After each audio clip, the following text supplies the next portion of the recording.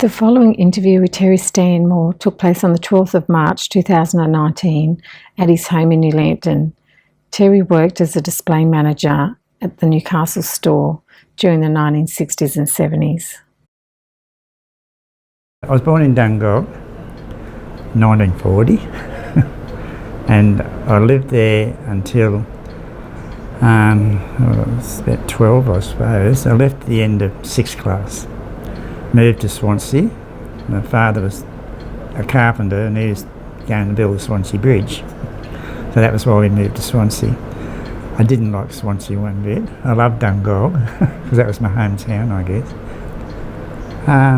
I met Anne at Swansea and we got married young. I was only 20, Anne was 19, and we moved to Newcastle because we both wanted to live in town.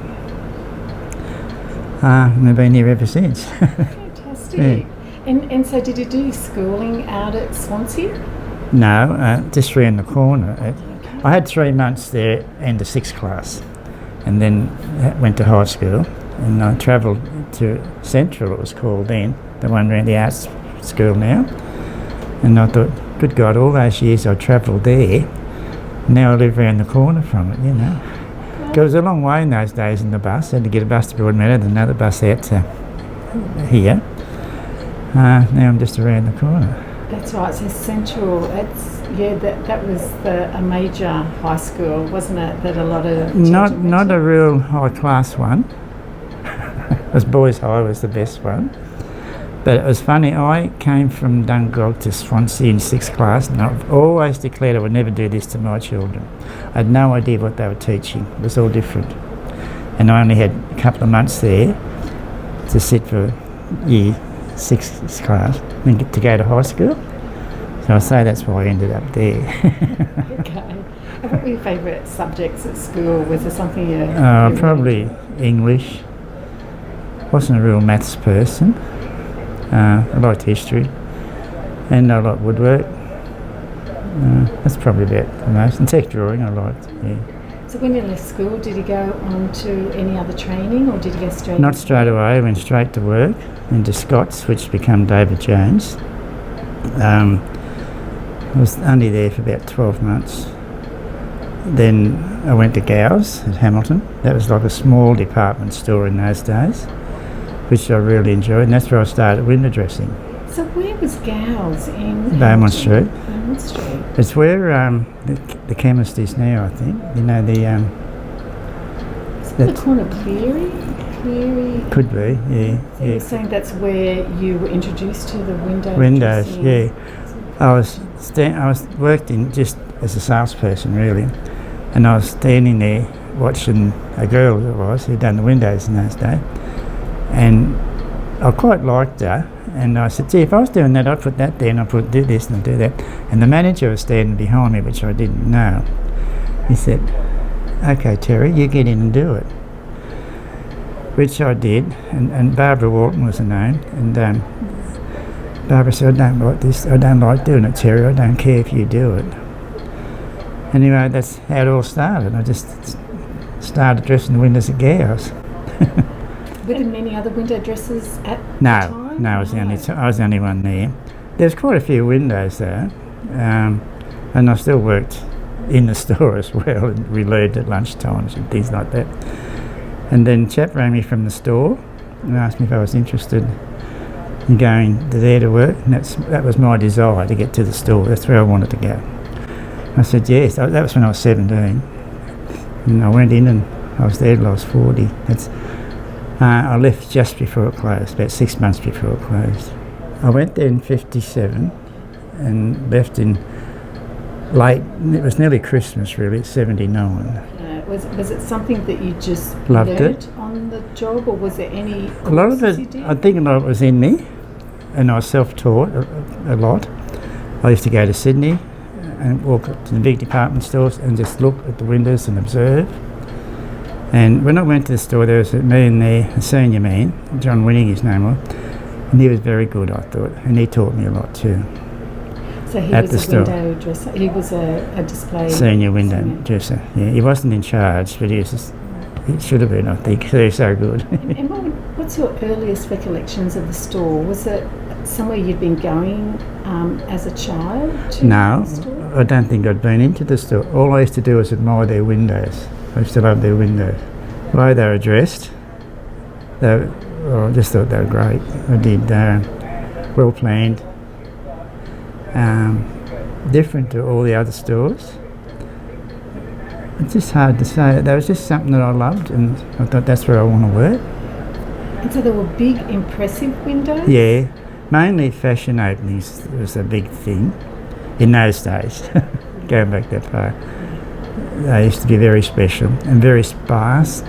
Like a lot of the windows were just full of stuff, but they only used to have a few things in it.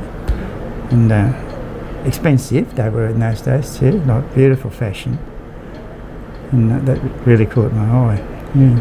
And how long would the windows stay with one single display in them? Oh, about a fortnight.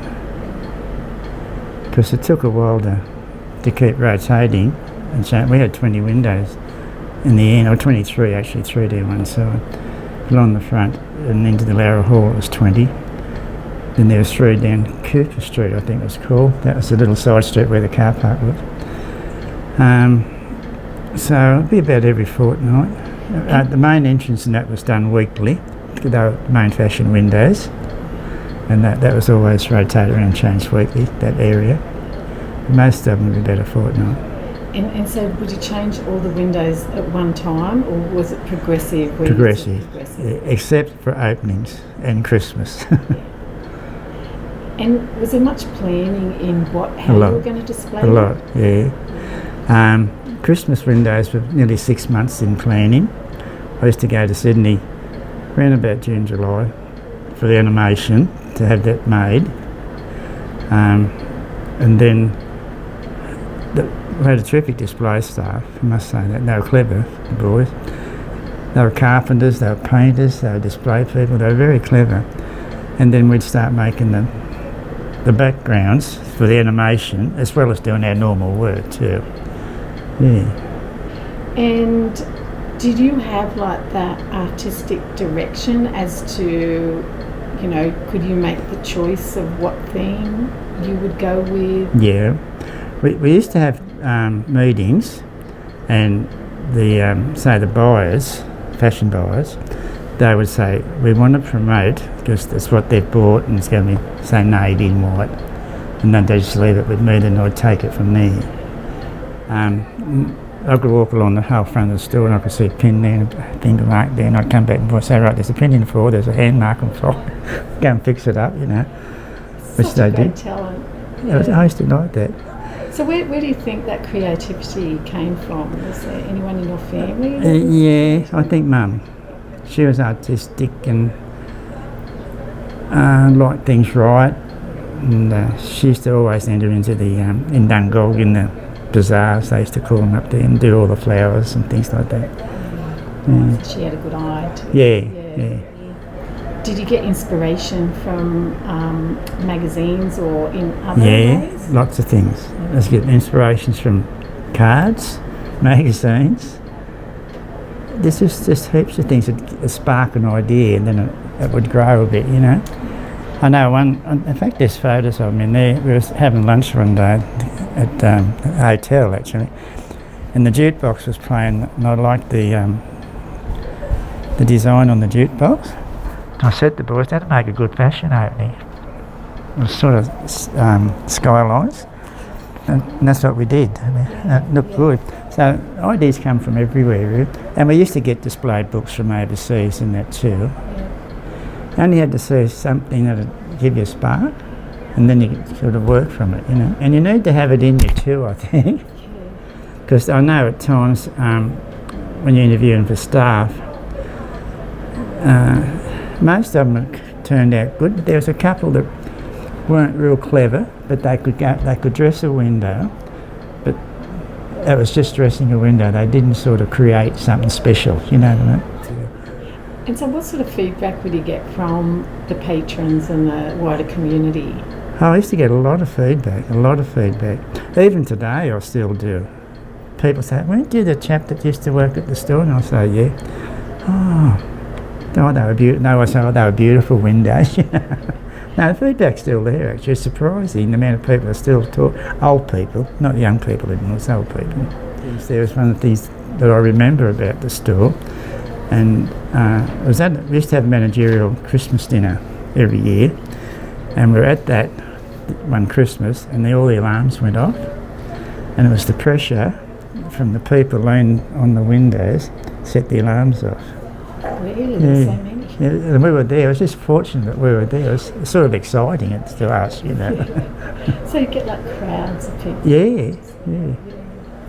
So you mentioned Les Gibbs as a general manager? Yeah. So what was he like to work for? He was a very hard man, very wise man, and a very good man. And I get a bit emotional. We come on board. Yeah, sounds as if he made a lasting impact. Yeah. Other people have said he was a terrific manager. Best manager ever, yeah.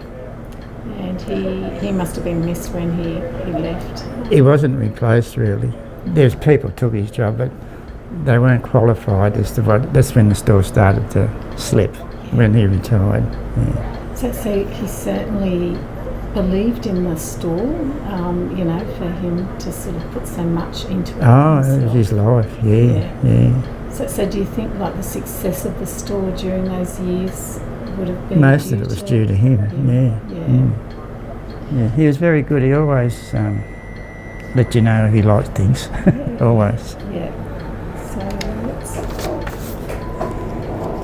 So it was funny when I had to go to when I had applied for the position of display manager, I had to go to the board naturally, and they accepted me. And Les Gibbs called me up to the office and he said, "Terry, well, how do you think you go?" I said, "I've got no fear in the world of doing the job." But I said, "I've never handled staff." I said, "And that worries me." And he said, "Well, that's the least of your worries. Any problem you have, my door's open, you come to me." So he was marvellous like that. So he was really supportive in what you did. Who else do you remember working with at the store? The other people? In management, you mean? Or generally, like colleagues? There's a lot of people, really. A lot of them are gone now. Everyone that become, say, merchandise managers, who were virtually over me, they've all died. And there's been quite a few. And the two general managers who came after Les Gibbs, I knew them too, but they've gone. There's still people I know, naturally, but higher management, they've all passed on. Because I was always young Terry back in those days, because I was only young, fortunately. And they were sort of might be 10, 20 years older than me. So you could have a good lasting career.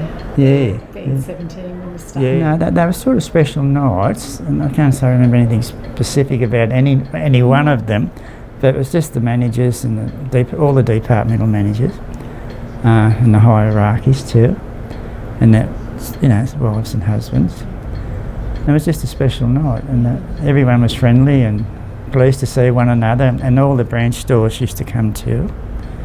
Was that branch managers. In the Alara Hall. Yeah. So tell me about Alara Hall. What sort of functions would they have there? They had weddings there. We had some big promotions there at night, and over the years that was. We had one time we had an Orataki thing, very big that was. Another time was Mickey Made of Pearls. And that was wonderful. We had models there for that. And one model I had in black leotard, and I draped her all over with Mickey Made of Pearls, and she just looked beautiful. So then she'd parade. It was really good. So it was a really big affair. Like you just think, Noritaki is fairly elite. It was big time back then. Yeah. So how many would have it people would have it seated in Alara Hall? Oh, I'd be guessing that. It'd be a couple of hundred, I'd say. Yeah, that's easy, a couple of hundred. Then they built, there was the tailor's part, handmade suits and all that. That sort of went by the board, and that area became vacant, and then they made it into the navigator room, which was beautiful.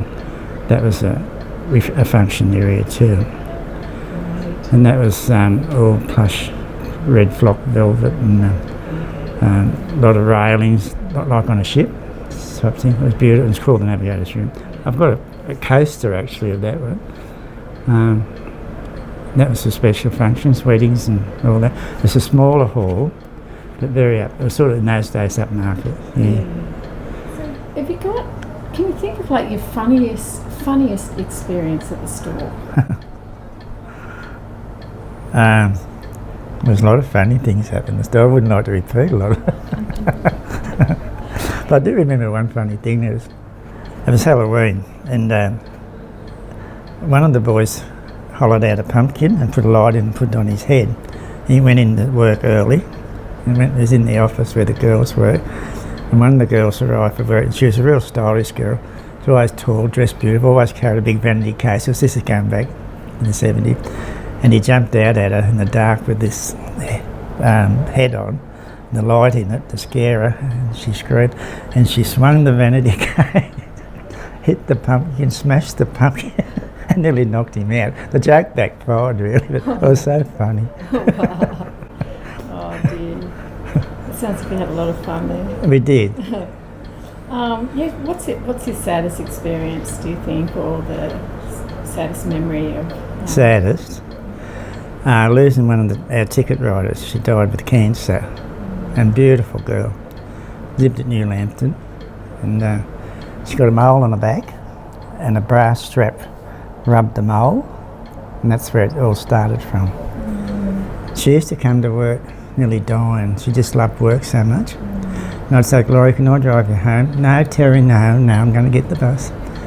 She used to be grey, you know. Her name was Gloria? Yeah, Gloria Lee. She was an artist too. She was the one that helped me do the horse actually on the float. Oh, did you? Yeah. Yeah. Ask you about the dividend at the store or the divvy? The divvy. Can you tell me how that worked? Yeah. On each purchase you made, and like you had to book it up onto an account, you got I don't know, it was 9 or 10% divvy on a dollar purchase.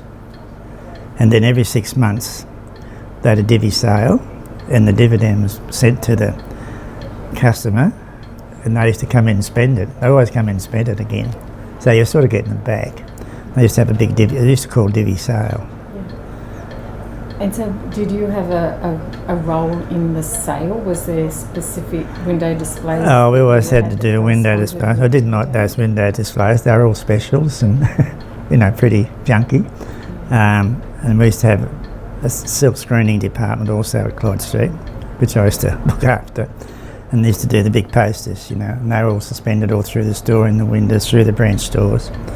Every promotion that happened, really, posters went through. Not so much in the windows for sales, but when there was fashion stuff, but for normal sales, they did. Then in the shop, in all the suburban stores. So that was quite a big role. Peter Hare was his name. He used to do all that. He was quite clever, really. So tell me about the staff reviews. They were great. I loved doing them. I think if I had my life over, I might go into that sort of thing. One of the managers, the promotional managers, said to me, Terry, I'd like you to put on a staff review to get the staff friendly, get them all happy and all that again. And I'd never ever done anything like that. And there was a couple of us involved.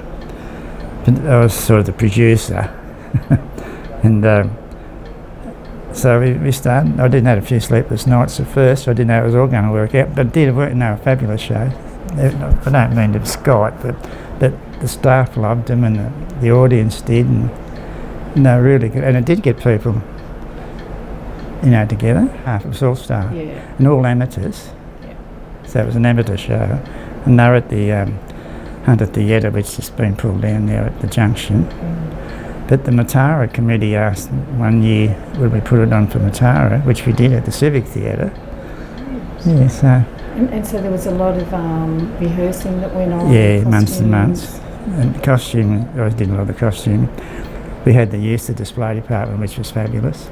That's great. And I went to the general manager and I said, can I take stuff home to work on, the costumes? He said, by all means, Terry. Yeah, which I did, because you didn't have time at work to do a lot of it, you know what I mean? And I did it at home. They're all staff, all staff girls. That's Philip. He was from Clyde Street, Gary. He done a lot of the choreography for us. I've done all the costuming. And so what sort of audience would you have? Were they from the general community, or were they... Yeah, the tickets went on sale at the store, and a lot of it was friends and family and all that too. But there were a lot of general public went. And I noticed that you donated funds to charity. Oh, it's all to charity, yeah. One show we done, I gave it to the Mater Hospital for a haemorrhage, because we just had our daughter at that time. And she's 46, so that's how long ago. And she'd been in a haemorrhage. And then I had to go to hospital for an operation, for a hernia operation. And I was standing at the desk, and this nun came along. She said, excuse me, you're Mr. Stanmore from the store? And I said, yes. She said, just stay here, please, which I did. She went away and come back and she said, follow me. And I did. And I ended up in that big turret in the front of the Mater Hospital. I had bedrooms and lounge rooms and balconies and everything. So you got special treatment? Yeah, she put me in there. Upgraded. Yeah. That was quite funny, really. Yeah. People really appreciate what you do. What you do, yeah. That's a float. And so was that part of the Matara? Matara, yeah. They all got first prize too, which was good. And so that would have taken months, I guess, to organise? No, a few weeks, I'd say. Yeah. It was planned probably a couple of months ahead in a drawing, so we'd know what we're going to do. And really good artist. She was a ticket writer, a terrific artist, and I'd sit with her and say, I want to do this, I want to do that. And she'd just put it all on the paper for me. And then I'd say, right, that's what we're going to do. You know. So where would the floats start and where would they end? They used to start right up the top of town, nearly near the Oculus, you know, the big spiral thing. Come down around to Hunter Street, around the post office area, and then go down Hunter Street, because in those days you could, to the Civic Park and turn around there and go up where they pulled all the trees down that street. Lambton Street? Yeah, up into there. The trees were there then. And actually, one of the floats, which you'll see in a minute, we got caught up in. The trees? Yeah. Barry Paxton. And so would you ever recycle the displays, like use them again in anything else? Not really, no, not floats. Animation I did. I used to sort of having costumes changed and all that. Not all the time, but sometimes. And getting near the end in the latter years I did a bit, because money was getting a bit tighter. Because you worked there for so long, I'm wondering what you remember about the store changing over time. So you worked there in the 50s, you worked there in the 60s and 70s. How did your job change over time? Well, when I first went to the store, we used to do the branch stores as well. At Hunter Street Display Department used to do all the branches. Now, as the store grew, it became too much, and there was getting more general stores in the suburbs, so they formed another display department at Clyde Street. That's where the bakery and all that is, at Hamilton. So we really had another team out there that used to do the store, the smaller stores in there. There was Swansea, Belmont, Charlestown, Bullaroo, Mayfield. I think there was one at we ended up buying one at Cessnock. I don't think they had it then. No, they didn't. There's ended up being about 13, I think, branch stores there. So it got quite big. It was too much for us to sort of handle, so we got another display team in there. So your role sort of expanded. Expanded, over yeah. decades. They had a display manager out at Clyde Street, but I sort of still handled, if I'd buy stuff for Hunter Street, which I always was, I'd pass our older stuff out to the branch stores, and they used to have that. They never had budgets or anything, it all come from me, if you know what I mean, because I just used to pass it down, and I used to buy new stuff for the main store. So it got rotated. In fact, it ended up that we all become one in the end. It wasn't for a great amount of time, but about 12 months. I was display manager the whole lot then. We used to have to go. I used to spend a fair bit of time at Clyde Street then too, because I was more involved with it. But Hunter Street was my love. Yeah, so it was still the focus. Yeah. So you were saying that you had like a budget to be able to sort of put all this together. Yeah. I had a separate budget for animation. Yep. And was it costly?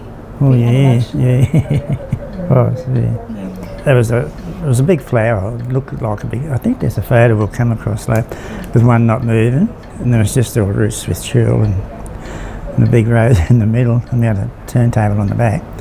And just to spin round. Yeah, okay. So that's sort of moving. Yeah. Animation. Anything that moved in a window caught people's attention. So who would make the figures and dress them in the costumes? Were they? Ozzy Fabris was United Displays, it was, and his name was Ozzy Fabris. He used to buy mannequins and all that there, and he used to make the animation. He lived in Sydney and had his own business in Sydney, in Leichhardt, I think it was. Oh yeah, he had all the mannequins for the windows and all that. He made all them. So it sounds like a lot of the Christmas windows were fairy tale. Yeah, they all were. What were some other ones? What were some other themes that? For animation, that? Yeah, for the Christmas. They're all fairy tales. Always. Yeah. These aren't in order. That's just what was done. Cinderella, Beauty and the Beast, The Wizard of Oz, Hansel and Gretel, Pinocchio, Peter Pan, Sleeping Beauty, Goldilocks and the Three Bears, Puss in Boots, and Fantasyland. So Terry, tell us about this one, Cinderella, Christmas 1968. Well, there was always 5 windows. There was always a really large window, which was the main feature, which I don't have. That went to Sydney too with a few others. And that was sad because that was the coach and the horses, and it was a beautiful window, that. And that was a real big one. That's when she's going to the ball. That's just Cinderella as she was, working in the house, stirring the pot and everything. Then the letter came, the girls would want to go to the ball and Cinderella couldn't. That's when she was coming leaving, and there's a slipper on the stair. She lost the slipper there. And then the next scene was the coach. The coach was that one, and that's when they got married. All ended happy ever after. Yeah. So the change in colour is really striking as well. Yeah. How scene 4 goes from crimson to the blues colours to the beautiful cool blues. And that tells you the scroll, and that tells you all the story about what's happening and all that. Yeah. And I used to get read too. People would stand there and read it all, yeah, which was good because it did tell the story and you understood exactly what was going on and all that. So this is Sleeping Beauty? Sleeping Beauty, 69. yeah. That's where she's born, and that's where she pricks the finger. But all the story tells you all this. You know, from the Wicked Witch. That's where he rides in just looking for her, and everyone's asleep there. That's where he finds her. That was one of my favourite windows because she's actually breathing. Oh, it was good. So the animation's in there. He was looking over her and he bends down and kisses her, but she's actually breathing. You know, her chest was coming up and down. Yes. I thought it was fabulous, that one. So They were all happy endings, which was nice.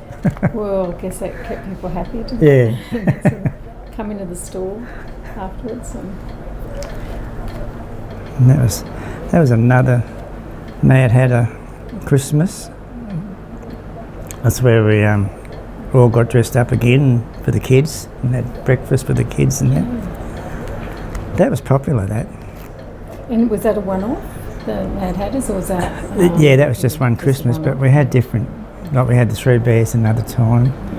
And there was quite a few. We used to have the fiberglass costumes made for us, to fit us. And so the kids would come in and it was like an event. An event, yeah, it was breakfast with Santa actually, but we were there as guests and all that, have fun and that. Now this one here, that was Goldilocks and the Three Bears. That's in the actual window, and that's our daughter. It says, if you read that, it'll tell you. A large crowd of children and parents packed Hunter Street West to catch a glimpse, or maybe a furry handshake from the fairy tale characters.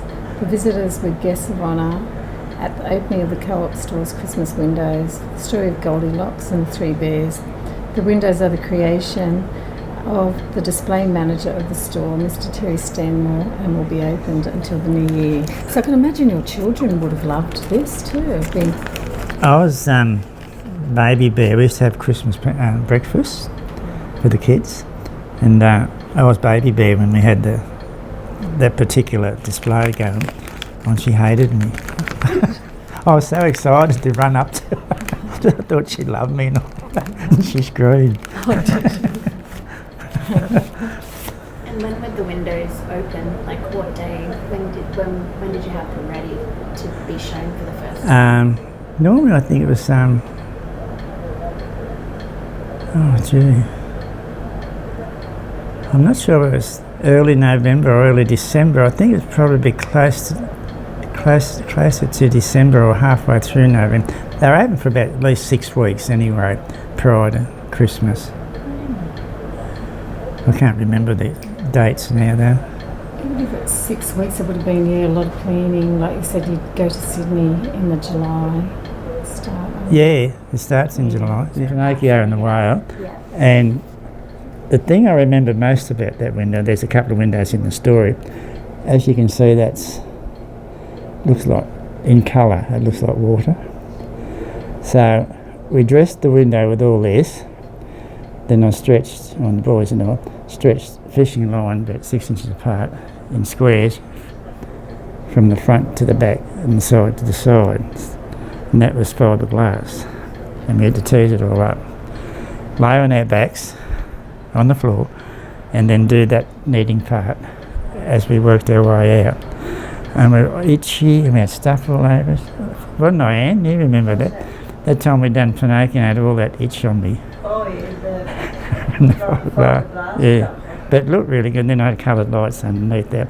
It just looked like water. There's a lot of dressing in that too. And that you couldn't get back into, you know what I mean? If something was wrong, I think, oh my God. Get back in, particularly the get through all that, yeah.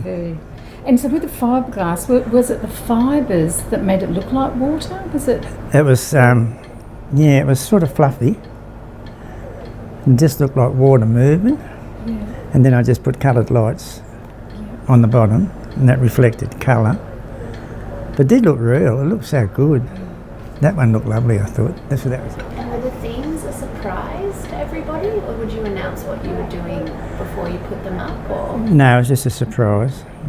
We used to call it the unveiling, because we used to just do it in the daytime, in our working hours, and then at night time was when the people really came in.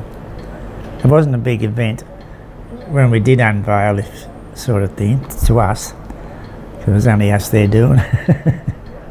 And if anyone's seen it, they'd come and look. But the big attraction was night, which was better too because the lights looked better and all that. I think that's great to have now. That's a photograph of the store windows. You can't depict them, but at night. And it shows the length of the windows. Yeah. And the colours all look good. So when you were putting the display together, did you have a sheet at the windows? Oh yeah, always. So it was all hidden. So it was always hidden. Every window that got done was hidden. Yeah. And then, so with the lighting, how did the lighting work? Was it all from like the top? There was a row of fluoros on the very front, and then there was another row which we had coloured, always used coloured fluoros at the back, up high, and we used to have a ledge like that on the floor, and used to have coloured lights in that, so you get quite a good colour up and down on the background, and just the natural light from the front plus spotlights. It was good. We had some good utensils too, you know what I mean, to do things with. So you were saying that was all made out at Clyde Street and then brought on No, site? that was all made at Hunter Street Display Department. And Hunter Street Display Department is still standing, believe it or not. So where's it located? It's an old tin shed on the corner of Stewart Avenue, and you know where the gates go through? On that corner. It's painted charcoal grey, and the windows are all boarded up. Now there was only a couple of windows in it. It was just the ticket office where the girls used to sit, and the front door. We used to call it Display Studio, and I think it's charcoal. It wasn't charcoal grey then, but it's charcoal. It's only corrugated iron, but it's still there. I don't know for how long. No, so do you know what it's used as now? Backpackers, is it, or something? I saw a backpacker sign on the, but I couldn't see them staying in there. It'd be awful to stay in. Yes, so that was where all the display utensils, all the hardware. Yeah, in the latter years. When I first went to the store, back in, say, 57, where the car park was built, there used to be a big air raid shelter there from the war's time, and then a big stable. Used to be the stables for the horses, I think. And we were in that. The display department was in that, in this big stable. And we used to keep a lot of our props in the air raid shelter. Then that all got pulled down to build a car park, and then we were moved across the road. It was the carpenter's shop at the time. I don't know where they went. I think they went to Clyde Street, and we went into that. So it's had quite a transition, didn't it? Like from moving premises and needing that space to sort of build the things. And yeah. And it was all set up for us. There was all rooms built. The two walls of that long shed are rooms. I had a flower room for every different thing that we use. And then there was the ticket office, my office, lunch room, the toilets were at the back. A dark room we used to have, because we used to have a projector thing that we used to trace to get things bigger. And then had a mezzanine in it to keep stuff up at the top. There's quite a lot in it. So do you know what happened to, there would have been quite a stock of displays. It all got sold when the store closed. It was put up in lots. And I believe someone from Toronto, I think it was, bought all the animation. But I didn't buy anything because they were too big a lots. Even though I was working for myself and I needed props, it was just too much in one big lot for me to buy, and it mightn't have been what I wanted anyway for my work that I was doing then. But one of the mates, he was in display, and he went out on his own, and he bought some, and I bought some back off him too at the time. But then they went into another business, but they've retired now. Did you ever see any of these sort of after they were on sold? No, never ever. Never seen or heard of them. No. Which was sad, but I didn't. And this looks like another washing machine window. Display. So was it quite common to sort of do it independently, promoting, like I know you're promoting goods, but a particular brand, like the store would invest, I guess, their own time? They would put a promotion on at the store. Yeah. For that, to get that window sort of thing. So would the product owners provide any funds towards it? Not towards the window, no, but they would bring business to the store because they'd promote inside. They might bring in a consultant or something like that, That's my son. Justin. Yeah, he was the store model when he was a boy. So how He was old used all the Yeah. time, about 4, I'd say. But he was in that many ads, paper ads, TV ads. He was just a perfect model, he was. Looks as if he enjoyed doing it. He did too. He was a real little show pony. They spent a lot of money at the Herald and at the store. So that advertised quite a bit. Yeah, Tom was the advertising. He was my boss actually when I first went to the store. And then there was no advertising department then, and the advertising department was developed. That was one of the big changes in the store. And Tom was become display advertising manager, and I took his job as display manager. And I think you mentioned to me the displays around like significant events that were happening in the world, like the moon landing. Yeah, I've got photos of that actually. Yeah. I went to the general manager when that happened, Les Gibbs that was, and I asked if I could put these windows, like space windows in, about the moon, then people going to the moon. He thought for a while and he said, "No, Terry, no.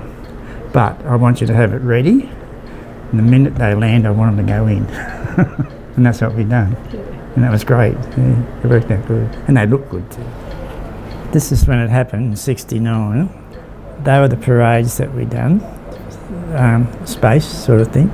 You see the rocket ship, and they had the space background, and they all came out like they were on the moon, walking like they were on the moon. They came out the rocket ship. Their staff, he was a window dresser and she was just a girl on the floor. They were terrific, they were. And who made the rocket ship? We did. It's only pulpboard, the same as what was in those there. And so this was a special event? It was only a flat thing. Yeah, that was the fashion parade to tie in with the actual spring opening of the moon. So how long did it take you to put this plan and put it together, Terry? Oh, you mean put the windows together, or? Yeah, Well, it took a few weeks behind the scenes, and we're doing other work to do the backdrops, because that was all pulpboard, and we'd done little craters, as you can see, and all that. Had the windows all painted black and put the crystal stars in, and they were all suspended. If we'd done them in a week, the windows would have went in a week, but there was a lot of preparing for them beforehand. But see how they're suspended? And to me, that had never been done in Newcastle in a window. That was all new. It did look good. So you used fishing wire or something? Yeah. And what sort of comments did he get back from? Oh, great. And that was all foil, and we just wound it around. It looked like they were just floating in space, Yeah. I was thrilled with it. I think Mr. Gibbs was too. And so I guess the mood in the community would have been like such I was an all exciting excited. time Yeah, for it was. What had just happened, and There's a lot of comment on it actually. That was they've only got that one photo. That was the best promotion at the store. It was a New Zealand promotion. And went for a week, and there was all Maoris and all that over for it. And they had the poi dancers and everything. They used to do a demonstration every day in the store. Oh, it was a fabulous week. They were so good and so much fun. so there would have been something quite different to promote rather than like a product. This is like promoting a country and a culture. Yeah, and they gave us all. Said I've still got one actually. They were all supposed to be lucky. So they were that the size. motifs at the side. Yeah, they were a plastic thing really, not plastic. I don't know what you'd call it. It was breakable, but it was strong. Don't know how it actually came about. I was just told we were having it and what we're going to have and to prepare for it, which we did. But gee, it was good. And they were so good, the people. They even came out to our place one night, and out in the front yard, all the neighbours were out and they were doing all the poi dances and that. That was the promotion, Hawaiian Hot Pink, it was called. And we come second in the world with this promotion. And that was with the windows, the advertising, which would be Tom, and promotions like parades and all that, and everything in the newspaper. And at that time, drugs were sort of a bit on the scene, you know what I mean? And high means drugs. And we're doing hot pink, which I thought was a great colour at the time. It was a very in colour. And I said, what's that about high on hot pink? It all sort of rhymed. And they all went, yeah, that sounds good. So that's how it happened, yeah. And so was it like a competition for all general like display stores? Oh, anyone, yeah, it was. Anyone who wanted to enter, but it was worldwide. And Germany would have been big. They were big in display, Germany. I bought a lot of stuff from Germany, props, I mean. We did get a plaque, which Les Gibbs called me up to the office, and he was so excited, and he said, oh, Terry, he said, we've got good news, haven't we? Justin had just been born. And there's the birth. Yes. And so how did that make you feel, like coming second in the world? It's it was wonderful. It was wonderful. And he was so proud. Les Gibbs. So basically a lot of your experience that you got from the store, you were able then to, yeah, that's right. And use it. Used it. Ongoing. So when did you retire? 2000 I retired. 2000, yeah. I worked for myself for 20 years, then I left the store up to 2000, or 2099. 1999. And then I've been retired nearly 20 years now. I was decorating clubs and doing especially windows, pardon me, mainly boutiques. I did a fair bit of work in Maitland. I used to go to Galton's, who now have gone. That was a department store. Do their windows and Crays at East Maitland. That was a lovely little fashion shop there, a little department store. And then just specialist shops all around Newcastle. Went to Morisset, went to the Bay. Then the earthquake came. And then there was a depression sort of thing after the earthquake. And the first thing that happens with a lot of the shops is when things get tough, the window dresser goes. Just so they can sort of manage to do it themselves, if you know what I mean. So things become a little bit hard for a while there. And then I went to TAFE for 3 years and done floristry. And I worked casual for a couple of years in the florist shop as well as doing my own display work. But I was a bit short on work. So I worked in floristry at Hamilton. And I liked that. I was going to open my own florist shop. I liked it so much. Then I thought, I'm getting old, and I wouldn't want to go to Sydney to buy the flowers and all that. And I thought, no, it's too much work. I was getting on too long the year. So I just kept doing what I was doing. Then I had a heart operation and triple bypass and all that. So I just sort of slowed down a bit then. Do you keep in contact with many people today? Oh, a few of them, yeah. A lot of them are gone too. I keep in touch with the display stuff.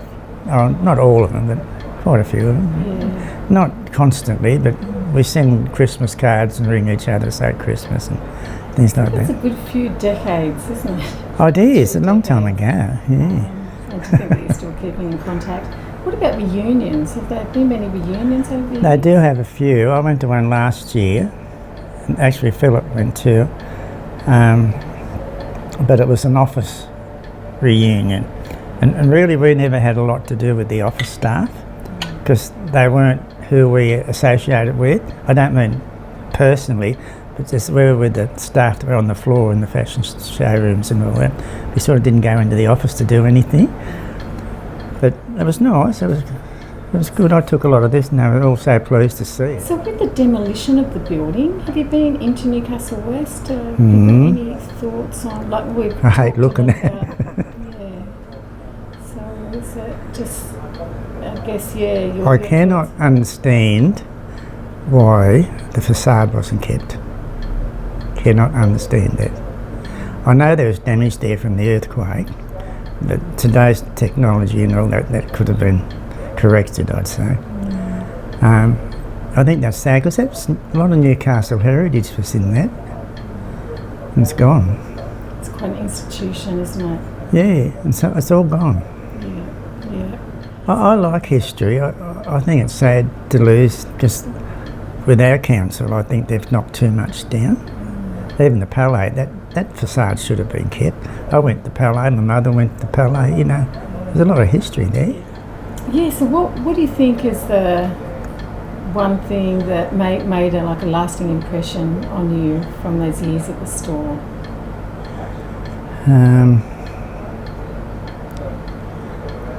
I'd have to say the work that I was entailed in. So I loved my work there, I really loved it. And the staff, and really my staff plus the store staff, it was just like a big family. It was a pleasure to go to work.